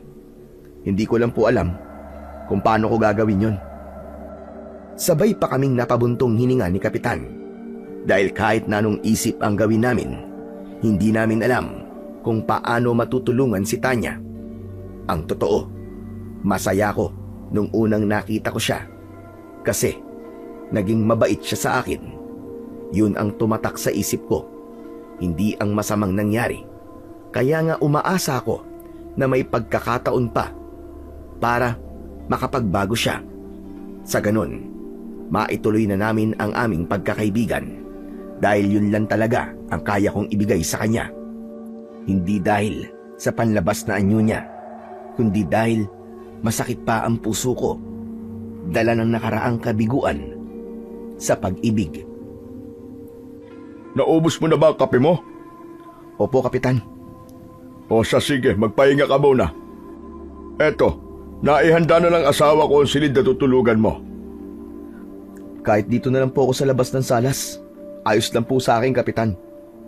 Hindi. Gamitin mo muna ang silid ng anak ko. Wala namang gumagamit doon. Nasa Maynila ang mga anak ko. Kaya nakatenga lamang ang mga silid na yon. Isa pa, kanina patulog doon si Buboy. Tabihan mo na lang siya. Sige na. Hindi po ba hinahanap ng mga magulang niya si Buboy? Okay na, ipinagpaalam ko na siya sa mga magulang niya. Nandito muna siya sa bahay namin matutulog. Kaya ayos lang na nandito siya. Yun nga lang, muntik na din mapahama kanina. Ayoko na nga sana siyang isama papunta ron sa bahay ng tiyahin ni Tanya. Kaya lang masyadong mapilit ang bata. Kaya wala na akong nagawa. Kung ganun po magpapahinga na po ako, Kapitan. Salamat po ulit sa lahat ng tulong niyo sa akin. Akmang tatayo na sana ako sa aking kinauupuan nang may kung anong bumagsak sa bubong ng bahay ni Kapitan. Tila ba malaking hayop yun? Dahil sa lakas ng pagkakabagsak nito, lumusot ang kanyang mga paa sa pawid na bubong ng bahay. Buti na lamang at matibay ang bubong ng bahay ni Kapitan. Kaya hindi bumagsak yon ng tuluyan. Dahil sa hindi kataasan ang bubong ng bahay, ay sakto din na sa tapat ni Kapitan lumusot yon. Kaya agad niyang hinila ang paa ng kung anong nilalang na nasa bubungan. Nagpumiglas ito hanggang sa tuluyang makawala. Itinaas na muli ang lumusot na paa sa bubong na pawid. Sunod-sunod na yabag ang narinig namin mula doon sa itaas. Kasunod nun ay tila ang pag-alulong nito na parabang katulad sa isang aso. Kapitan, magnanakaw po ba yung umakit sa bubong kanina? Hindi, Mark. Isa yung aswang na kung tawagin ay Tik-Tik. Tik-Tik? Kapitan, si Tanya po ba yun? Hindi ako sigurado kung si Tanya ngayon. Pero isa lang ang sigurado ko, aswang ang sumugod dito sa atin. Dito ka lang muna at lalabas lang ako ng bahay. Susundan ko ang aswang. Ano? Kapitan, wag na. Dumito na lang kayo. Baka mapahamak pa kayo . Walang mangyayaring masama sa akin, Mark. Dahil suot ko ang aking mahiwagang medalyon. Kayo ang maglalabas ng bahay dahil mapanganib. Kahit na anong pigil ko sa kanya, maging ng kanyang asawang si Aida, ay tumuloy pa din si Kapitan. Lumabas siya ng bahay. Dala ang isang mahabang itak. Sa kabilang kamay niya ay puno ng asin. Pansaboy sa aswang kung sakaling lalapit ito sa kanya. Mula sa maliit na siwang ng dingding ng bahay, kitang-kita ko ang nakakatakot na nilalang sa harapan ni Kapitan. Ngunit si Kapitan ay hindi man lang nagpapatinag. Matiim ang tingin sa aswang. Mula sa loob ng bahay, dinig na dinig namin ang ingay ng kanilang mga galaw at usapan. Kay tagal mong nawala sa baryong ito. Pagsisisiyan mo na bumalik ka pang hayop na aswang ka. Napakunot ang noo ko sa narinig kong sinabi ni Kapitan. Palaisipan tuloy sa akin kung sino ang nilalang na ito. Kaya nagpatuloy lang ako sa pagmamasid at pakikinig sa kanila. Bakit, Kapitan? Hindi mo ba inasahan ang pagbabalik ko? Akala mo ba ay napatay mo na talaga ako? Bakit bumalik ka pa ditong hayop ka? Balak mo ba manggululi sa baryong ito? Hindi talaga ako lumayo sa baryong ito. Hindi nyo lang nalalaman na narito ko sapagkat iba ang anyo na ginagamit ko. Araw-araw, nakakasalamuha ko kayo nang hindi nyo namamalayan. Kaya nga alam ko na namatay na si Tatay Gabo. Namatay na ang nag-alaga sa anak ko ng maraming taon. Kaya ipaghihiganti ko ang pagkamatay niya. Mali ka ng pinuntahan dahil hindi ako pumatay sa kanya, kundi ang pinakamamahal mong anak na si Tanya. Yun ay dahil sa kagagawa ng dayong nasa loob ng bahay mo. Ilabas mo na siya dahil siya lamang ang kailangan ko. Hindi kita inadamay sa paghihiganti ko kung ibibigay mo siya sa akin. Sige, nandun siya sa loob ng bahay ko. Puntahan mo siya doon. Gawin mo kung ano nais mo. Patayin mo man siya. Hindi kita pipigilan. Ngunit siguraduhin mo lang na hindi mo sasaktan ang asawa ko at ang batang si Buboy. Nataranta ako sa aking narinig at nasaksiyan. Hindi ko malaman ang gagawin ko ng mga oras na yon. Anak nang, talaga bang ibibigay ako ni Kapitan sa aswang na yun? Anong gagawin ko? Diyos ko, kailangan ko makatakas dito. Si Buboy, baka matulungan niya ako. Dali-dali akong pumasok sa silid kung saan natutulog si Buboy. Niyugyug ko siya upang gisingin. Subalit kahit na anong yugyug ko sa kanya, hindi siya gumagalaw man lang. Marahil ay dahil sa matinding pagod niya. Nang mga sandaling yon, narinig ko na ang mga yabag ng aswang na papasok sa loob ng bahay. Binatang dayo! Magpakita ka sa akin! Nangangatal na ako sa takot ng mga sandaling yon. Namumuo na din ang galit sa puso ko laban kay Kapitan dahil naatim niyang ipagkanulo ako sa aswang. Asan ka na, lalaking dayo? Lumabas ka na! Dahil lalo ako nagigigil kapag pinagtataguan ako! Hanggang marinig ko ang yabag niya patungo sa silid kung saan ako naroroon. Dahan-dahan niyang binuksan ang pintuan hanggang nakita niya ako at magtama ang aming mga mata. Kitang-kita ko ang galit sa puso niya. Nakakatakot ang matalim niyang tingin. Nandito ka lang pala! Katapusan mo na ngayon! Inilabas ng aswang ang kanyang mahabang dila. Tila kasing nipis lang yon ng karayom. Matulis din at matalas. Sa likuran ni Mang Dado, naroon nakasunod sa kanya si Kapitan. Nakatingin ito sa aking mga mata. Tila ba meron itong ipinapahiwatig sa akin, kaya nanahimik lang ako, naghihintay sa susunod na mangyayari. Nang ganap nang nakalapit sa akin ang aswang, nakahanda na din ang dila niya upang ipulupot sa katawan ko. Doon na gumalaw si Kapitan. Ang itak na dala niya ay ginamit niya upang saksakin sa likod ng aswang. Ilang ulit na saksak ang kanyang pinakawalan hanggang sa lumuhod na sa sahig ang aswang. Hindi pa nakontento si Kapitan. Hinubad niya ang kanyang mahiwagang medalyon, saka ipinulupot ang kwintas nito sa dila ng aswang. Lumiwanag ang medalyon, saka tuluyang lumabas ang apoy. Kumalat ang apoy sa buong katawan ni Dado. Nagsisisigaw siya sa matinding init at sakit. Nagtatatakbo siya sa loob ng bahay, dahilan para kumalat ang apoy. Dahil sa gawa sa mga materyales na madaling masunog ang bahay, mabilis na kumalat ang apoy. Binuhat ko si Buboy mula sa higaan, saka sabay-sabay kaming lumabas kasama ang asawa ni Kapitan. Mula sa labas, nakaluhod si Kapitan habang pinapanood ang nasusunog niyang bahay. Baka sa mukha nito ang panghihinayang. Nasa likod niya ang asawa niyang labis ang paghihinagpis. Kaya nilapitan ko siya upang kahit paano mapagaan ko ang kanyang kalooban. Nang mga sandaling yon, natitiyak kong patay na ang aswang na ama ni Tanya. Kapitan, patawarin niyo ako dahil sa akin nawala po ang ipinundar niyong bahay. Nanghihinayang lang ako sa bahay na ito dahil narito ang mga alaala ng pamilya ko, ng mga anak ko. Kaya masakit sa akin na naabo ito. Hayaan niyo po, Kapitan. Tutulong po ako para mapatayo po ulit ang bahay na ito. Salamat, Mark. Ngunit hindi na kailangan. Meron pa naman akong ibang bahay na matutuluyan. Yung ipapagawa ko sanang paupahan, doon na lamang muna kami ng asawa ko.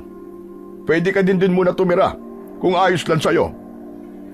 Ayos lang po sa akin, Kapitan. Ang mahalaga po, kasama ko po kayo.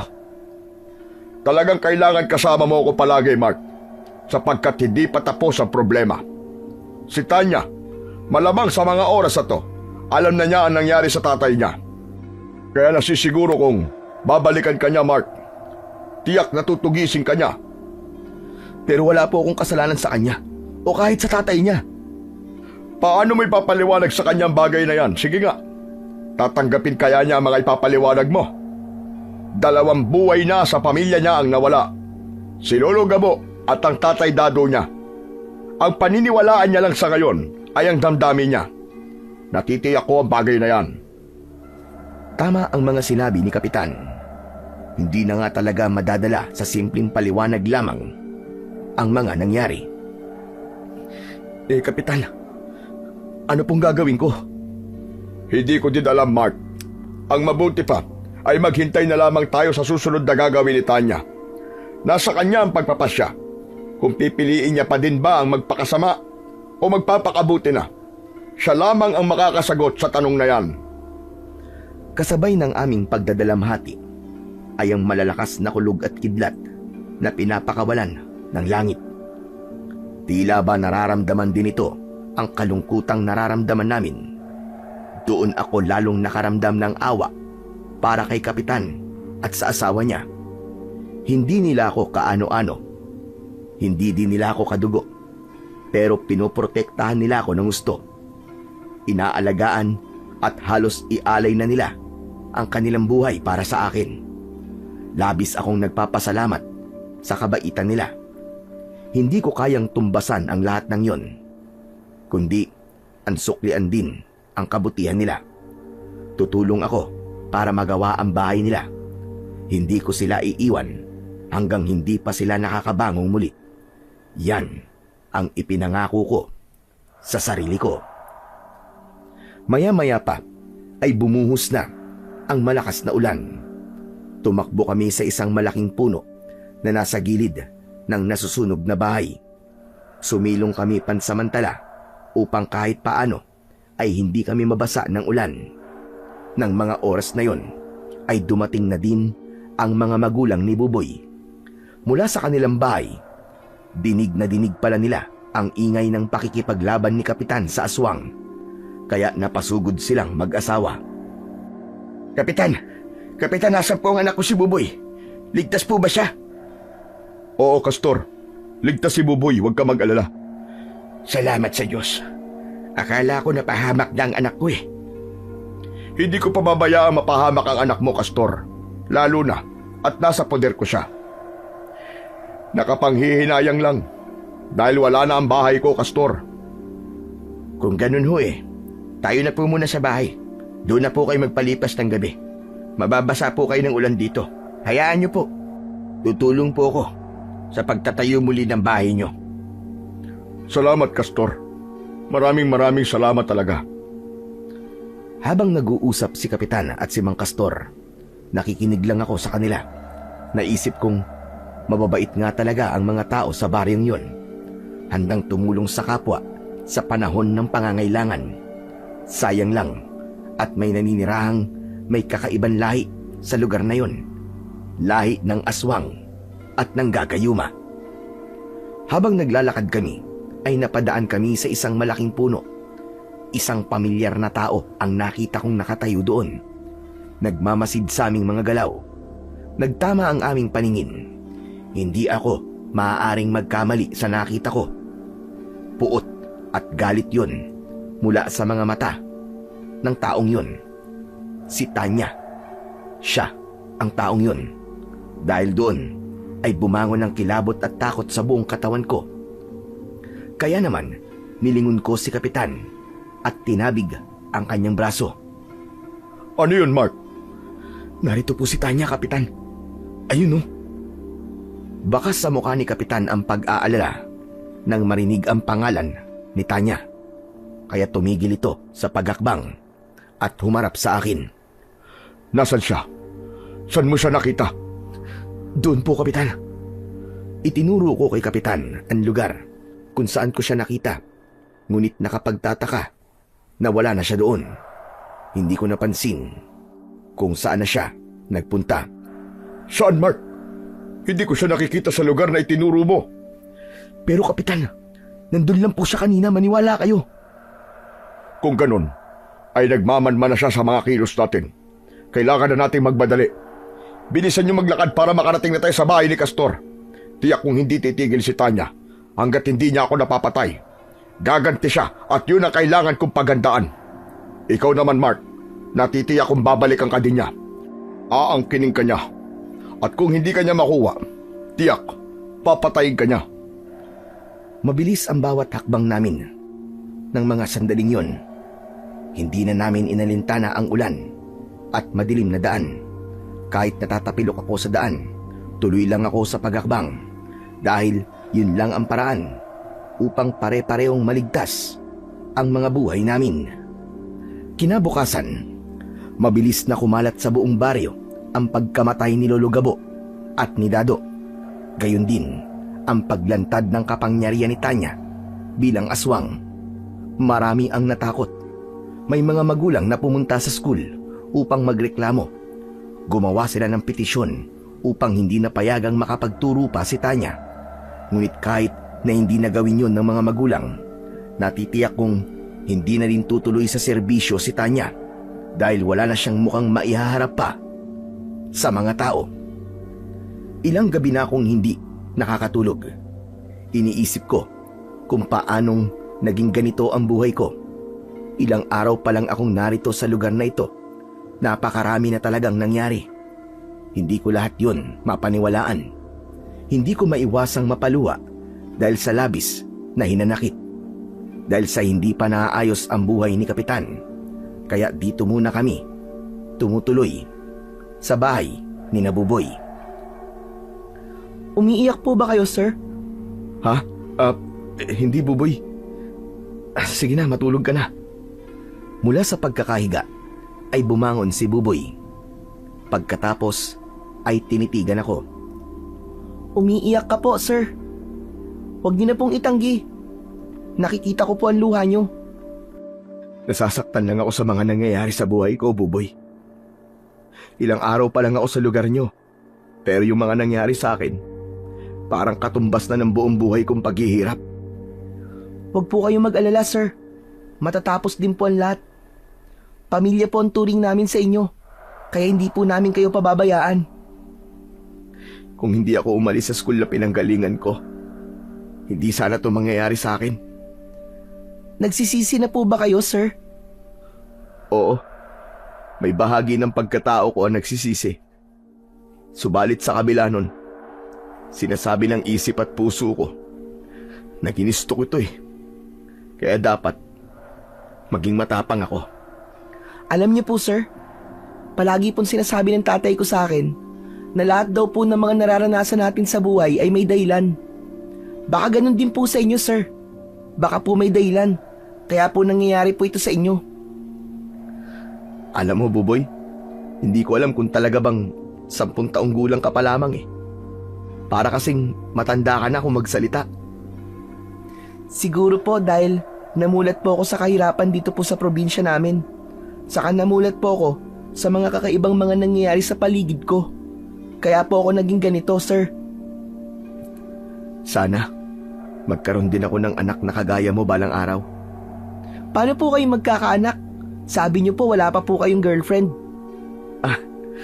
Oo nga naman. Paano nga ba? O di po ba? Napatawa ko po kayo kahit papano. Oo na, panalo ka na. Pero Buboy, seryoso.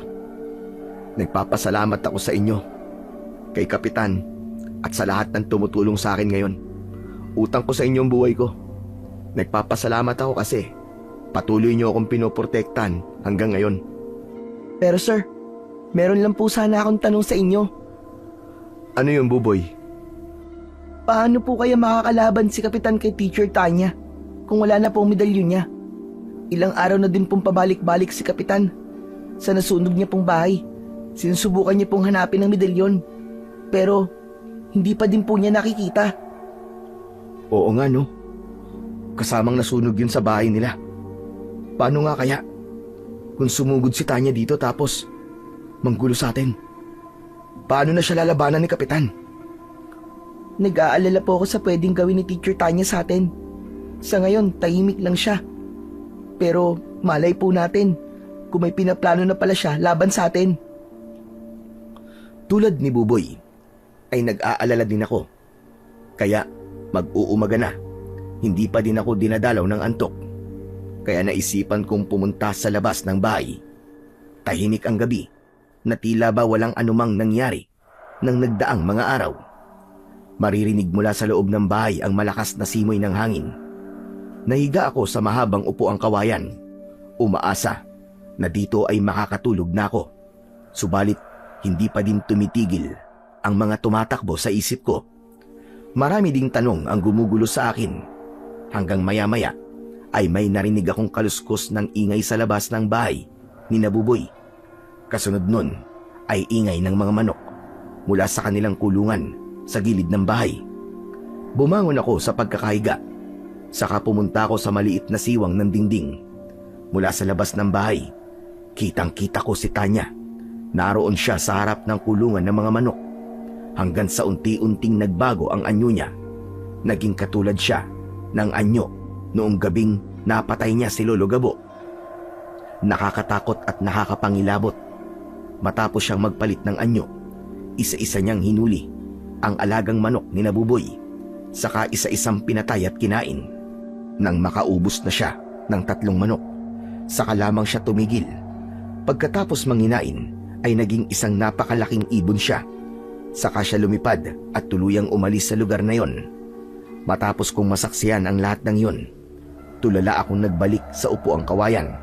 Tiyempo namang nagising na si Kapitan. Lumapit sa aking kinauupuan na may pagtataka. Saka ako inusisa. Ano nangyari sa'yo, Mark? Kapitan, nakita ko po muli si Tanya. Andun po siya kanina sa labas ng bahay. Ano ka mo?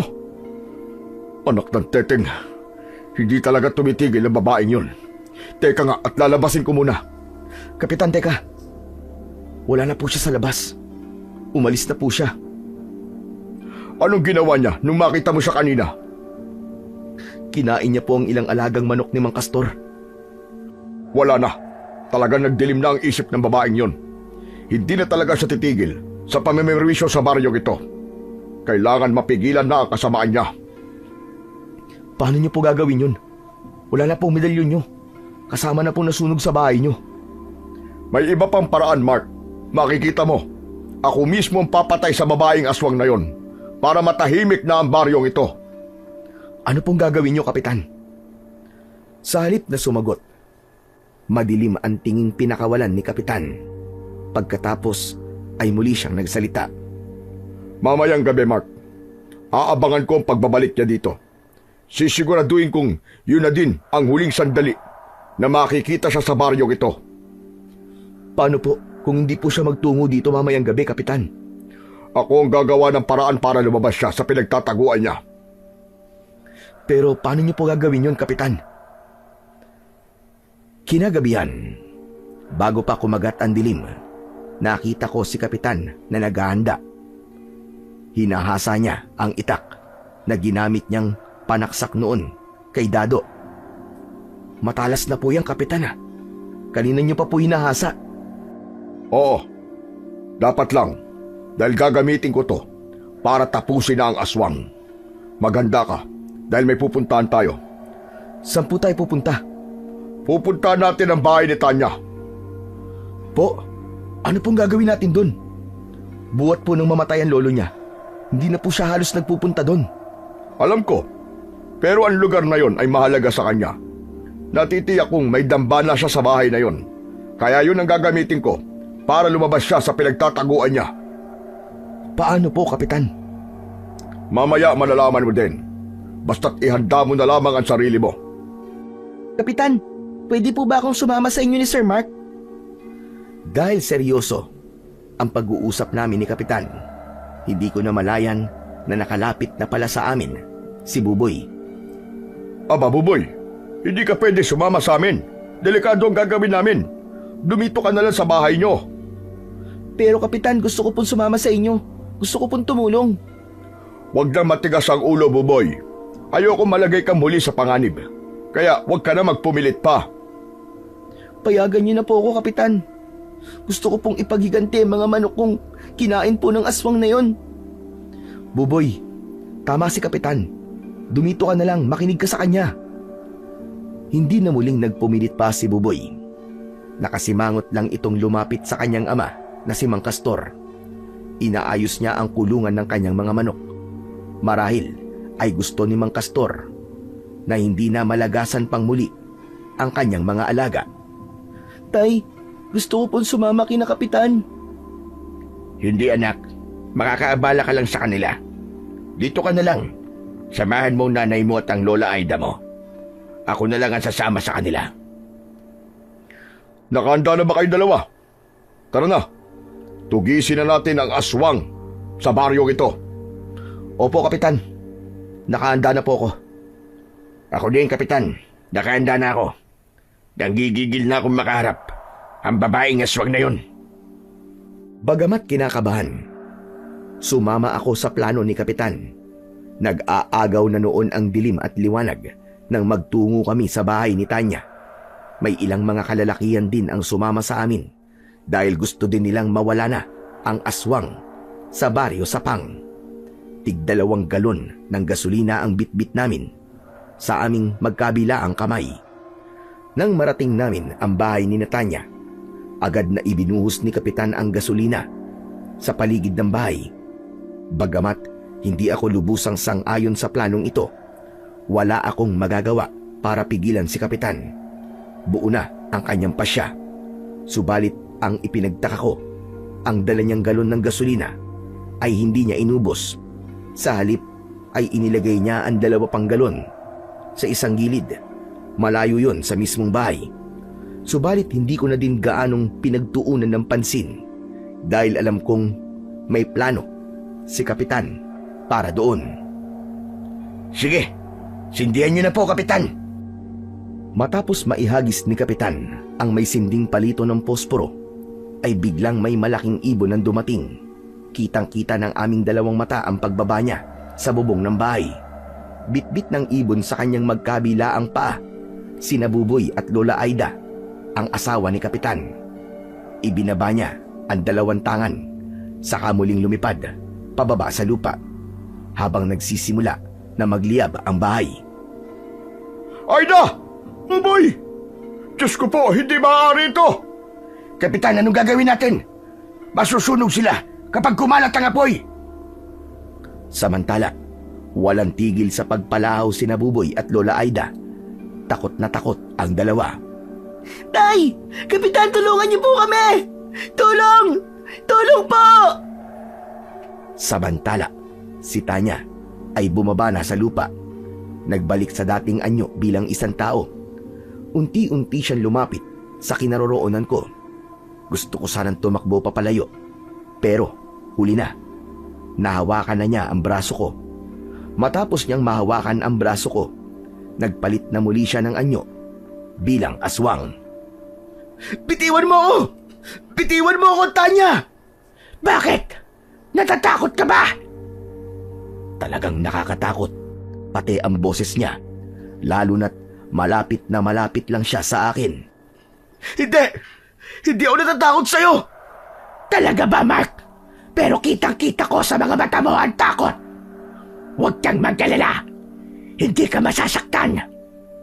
Kung papatayin niyo ang apoy sa bahay ko, pero ayos lang din, dahil kahit na masunog ang bahay ko, sunog din ang mga mahal ko sa buhay.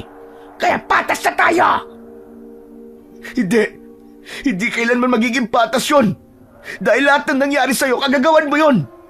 Ikaw ang nagsimula ng kaguluhang ito! Ikaw ang may kasalanan! Matapang ka pa din. kahit hawak ko na ang buhay mo. Ano, Kapitan? Itayin mo na lang bang masunog ang mga mahal mo sa buhay? Ibaba mo si Buboy at Lola Aida! Sasama na ako sa'yo, Tanya!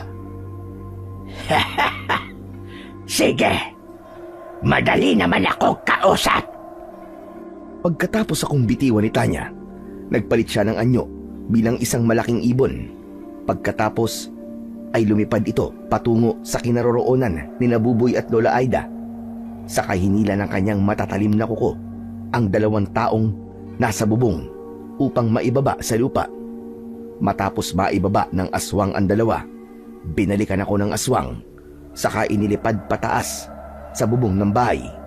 Dama ko ang matinding init mula sa aking kinalalagyan dahil malapit nang maabot ng apoy ang bubong ng bahay.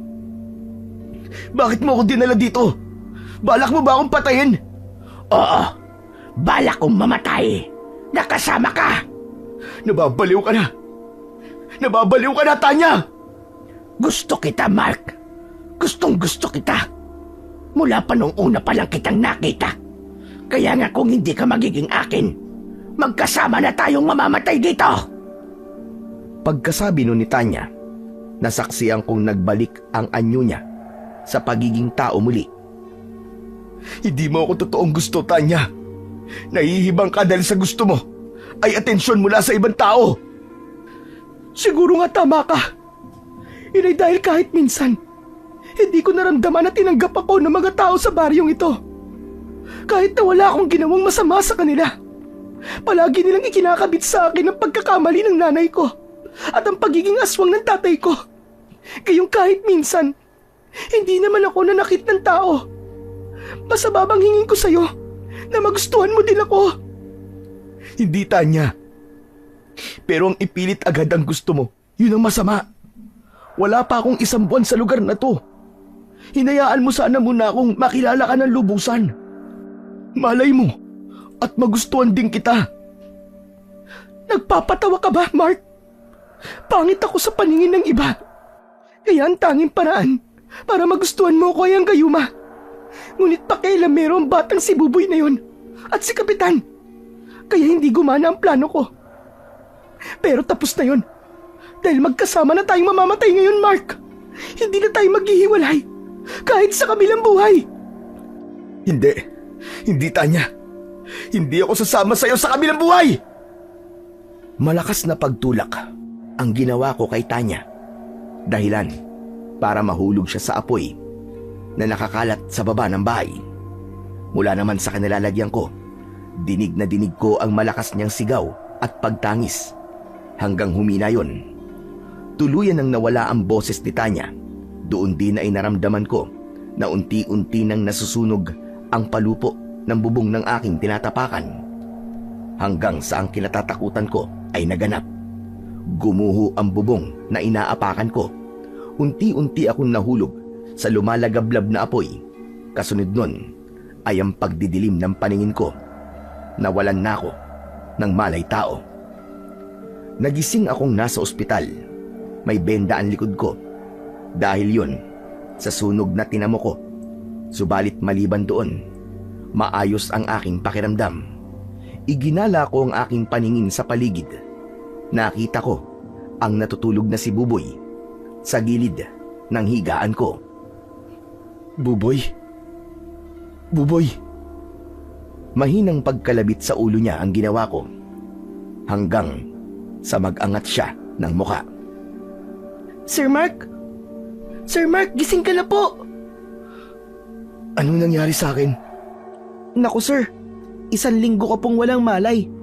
Sabi po ng doktor, comatose daw po. Akala ko po talaga, hindi ka na magigising eh. Sir Mark, salamat po sa Diyos at nagising ka na po.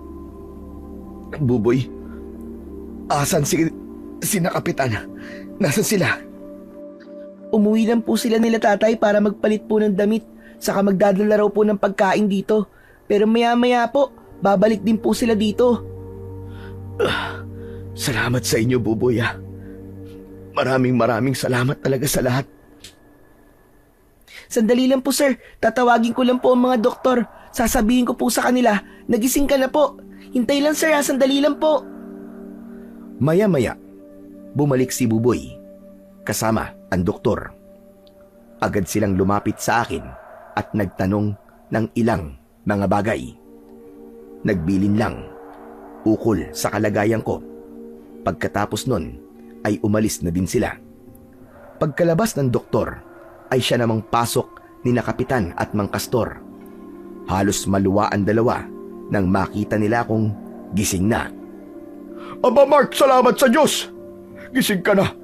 Akala ko kung ano na mangyayari sa'yo. Pinakaba mo ko ng gusto Akala ko di ka na magigising Hindi po pwedeng mangyari yung Kapitan. Hindi po maaaring doon lang magwakas ang buhay ko.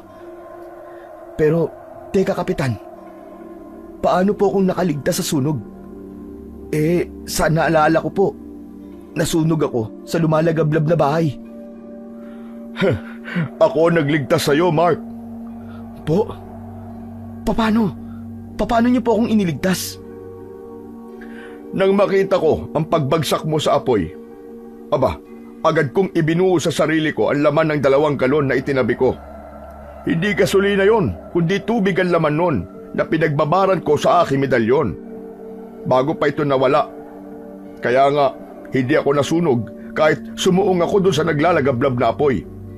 Gagamitin ko sana yun sakaling mapalaban ako sa aswang. Subalit ang baliw na tanya na yon, mas gusto pang magpakamatay kasama ka. Kaya naman, nagamit ko yon at naging paraan para mailigtas ka.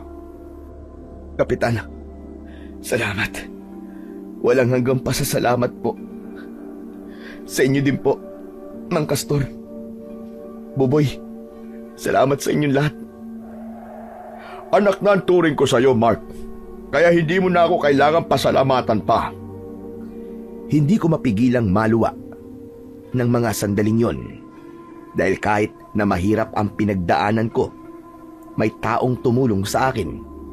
Nagpakita ng tunay na malasakit at pagmamahal nang walang hinihingi na kapalit. Ngayong wala na ang aswang na si Tanya. Tapos na ang yugto na yon ng buhay ko. Ngayon, mas nakikita ko ang panibagong bukas na puno ng pag-asa at saya kasama ang mga bago kong pamilya. Dahil sa ngayon pa lang ako nagising, kaya ngayon ko lang natawagan ang pamilya ko. Ang nanay at tatay ko. Ikinuwento ko sa kanila ang lahat ng mga pinagdaanan ko at kung paano kong nalampasan ang lahat ng yon sa tulong ng aking mga bagong kaibigan at itinituring ngayon na pamilya. Naputol ang aming masayang kwentuhan nang biglang may kumatok sa kwarto ko dito sa ospital. Nagkatinginan kami sa isa't isa dahil wala namang kaming inaasahang bisita na darating pa. Sino kaya yun? Baka si Doc na po yun. Sabi niya po kasi kanina, babalik daw po siya. Baka nga. Sige Buboy, buksan mo na ang pinto. Agad namang sumunod si Buboy sa iniutos ko sa kanya. Binuksan niya ang pinto. Iniluwa ng pinto ang masayang muka ni Lola Aida. Kasama rin si Mang Kastor, saka isang babae na hindi ko kilala. Napakunot pa ako dahil iniisip ko kung kakilala ba siya. Subalit si Buboy nakangiti at patakbong yumakap sa nasabing babae na nakangiti din sa kanya. Ate! Ate Sol! Tay, alam niyo po bang darating si Ate Sol ngayon? Oo anak, hindi namin sinabi sa'yo dahil gusto ka naming sorpresahin. Aba Buboy, may maganda ka palang ate ah. Hindi mo man lang sinabi sa akin. Opo sir, pasensya na po ah. Ang dami po kasing nangyari. Kaya nga po, magpagaling na po kagad kayo sir para makasama namin mamasyal ni ate. Buboy anak, wag mong madaliin si Sir Mark. Saka maraming pagkakataon pa ang darating para makasama mong mamasyal ang ate Sol mo. Dahil mula sa Lunes, sa school ng baryo sa Pang na din siya magtuturo. Ano? Talaga po? Yay! Dito na ulit si ate. Sir Mark, maganda po ang ate ko, di ba? Oo naman, maganda siya. Maganda at mukhang mabait talaga si Sol. Aaminin ko na sa unang pagkikita naming ito, pakiramdam ko ay gusto ko nang mas makilala pa siya. Saka parang mas nagugustuhan ko nang bumalik sa pagtuturong muli. Parang bumalik na ang sigla ng katawan ko. Tila nakalimutan ko na kagad ang mga masasamang nangyari sa akin ng mga nagdaang araw. Nararamdaman kong ito na ang magandang simula ng buhay ko dahil sa kapatid na babae ni Buboy. Sa buhay natin ay makatatagpo tayo ng taong ating mamahalin. Subalit hindi nakatadhana sa atin. Mahihiwalay ang landas at magiging alaala na lang ng ating nakaraan. Ngunit sa panibagong yugto ng ating buhay, hindi maiiwasan ang darating na maraming pagsubok, pasakit at mga sitwasyong hindi natin alam kung ano na ang ating gagawin.